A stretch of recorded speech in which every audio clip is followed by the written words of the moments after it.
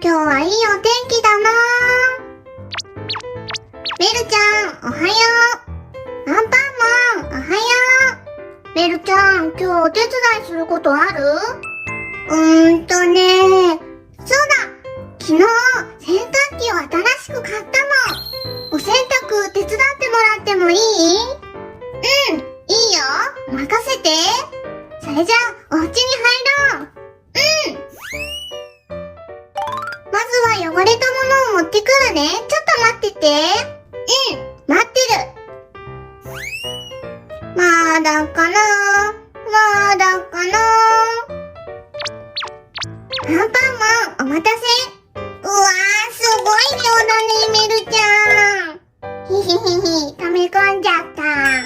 それじゃあ、お洗濯物を洗濯機に入れてみよう。みんな見て見て、昨日買ったばかりの新しい洗濯機。かわいいでしょ。上には洗剤を入れるところとスタートボタンがついてるよ。早速中を開けて洗濯物を一つずつ入れていくよ。よいしょ。ワンピースも中に入れて、これは限界かな？一回洗濯をしてみよう。洗剤を入れていくよ。それじゃあ、洗濯スタート。見て、洗濯機が回ってる。きれいになれ。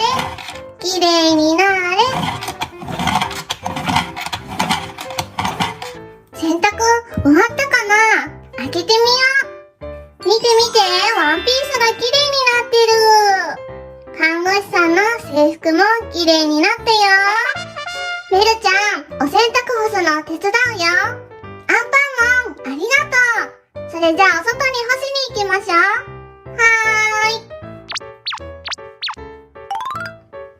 まずは洗濯物をハンガーにかけていこう。ピンク色のハンガーに綺麗になったワンピースもかけるよ。中から入れて、よし、これで出来上がり。これを物干し竿にかけていくよ。よいしょ。次は黄色いハンガーにベルちゃんの制服をかけていくよ。下から入れて、シワもちゃんと伸ばそうね。よし、これで出来上がり。物干し竿にかけて、最後は青いハンガーに看護師さんの制服をかけていくよ。下から入れてと。これを物干し竿に。よー